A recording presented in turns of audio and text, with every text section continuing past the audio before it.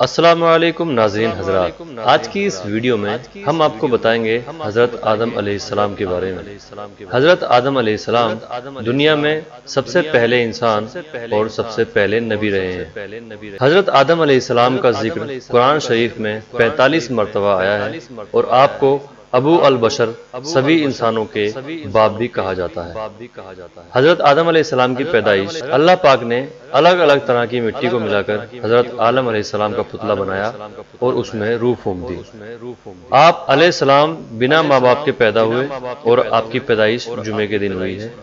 آپ کی پیدائش کے بعد اللہ نے سبھی فرشتوں کو آپ کو سجدہ کرنے کا حکم دیا اور سبھی فرشتوں نے اللہ کا حکم مانا، لیکن ابلیس نے آپ کو سجدہ نہیں کیا، جس کی وجہ سے ابلیس کو دربار الہی سے نکال دیا گیا اور حضرت آدم جنت میں رہنے لگے۔ ایک دن سوتے وقت اللہ پاک نے حضرت آدم علیہ السلام کی بائیں پسلی اس طرح سے نکالی کہ ان کو کچھ پتہ نہیں چلا اور اس پسلی کی جگہ کو گوشت سے بھر دیا۔ اس پسلی سے اللہ پاک نے حضرت حوا علیہ السلام کو پیدا کیا۔ جب حضرت آدم علیہ السلام نیند سے اٹھے تو انہوں نے حضرت حوا علیہ السلام کو اپنے سرہانے بیٹھا ہوا پایا۔ پھر آپ نے سوال کیا کہ تم کون ہو؟ اس پر حضرت حوا نے جواب دیا کہ میں عورت ہوں۔ پھر حضرت آدم علیہ السلام نے سوال کیا تم کیوں پیدا کی گئی ہو؟ اس پر حضرت حوا نے جواب دیا کہ تاکہ آپ مجھ سے سکون حاصل کر سکیں۔ حضرت حوا دنیا کی سب سے پہلی عورت ہے۔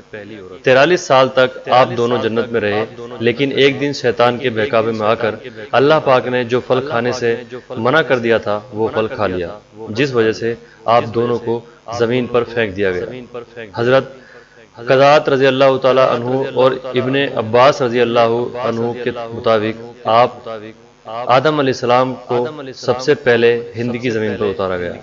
حضرت علی رضی اللہ تعالیٰ عنہ بتاتے ہیں کہ آب و ہوا کے اعتبار سے بہترین جگہ ہند ہے، اس لیے آدم علیہ السلام کو وہیں اتارا گیا۔ حضرت ابن عباس رضی اللہ عنہ کے مطابق حضرت حوا علیہ السلام کو جدہ عرب میں اتارا گیا۔ جس میدان میں حوا علیہ السلام آدم علیہ السلام سے ملنے کے لیے آگے بڑھی، اس میدان کو مزدلفہ کا نام دیا گیا، اور جس جگہ آدم علیہ السلام اور حوا علیہ السلام ایک دوسرے کو پہچانے اسے عرفات کا نام دیا گیا۔ آپ علیہ السلام کی اولادوں میں حابیل اور قابیل بھی تھے۔ حضرت حابیل نیک انسان تھے۔ کسی بات پر قابیل اپنے بھائی حابیل سے حسد کرنے لگا اور ایک روز موقع پا کر اپنے بھائی کا قتل کر دیا۔ یہ زمین پر پہلا قتل تھا اور پہلی موت تھی۔ اس کے بعد قابیل اپنے بھائی کی لاش کو کندھے پر لے کر ادھر ادھر پھرتا رہا۔ پھر اللہ پاک نے 2 کووں کو بھیجا، جس میں سے ایک نے دوسرے کا قتل کر دیا اور اپنی چونچ سے قبر تیار کری اور مرے ہوئے کوے کو وہاں دفنا دیا۔ اس پر قابیل نے بھی اسی طرح قبر تیار کر کے حابیل کو دفن کر دیا۔ قابیل کو قتل کرنے کا طریقہ نہیں پتا تھا۔ شیطان نے پرندے کی شکل میں آ کر ایک دوسرے پرندے کو مار کر قابیل کو یہ طریقہ سکھایا تھا۔ قابیل بہت خوبصورت تھا، لیکن قتل کرنے کے بعد وہ بہت بدصورت ہو گیا۔ حضرت آدم علیہ السلام قابیل پر بہت زیادہ ناراض ہوئے۔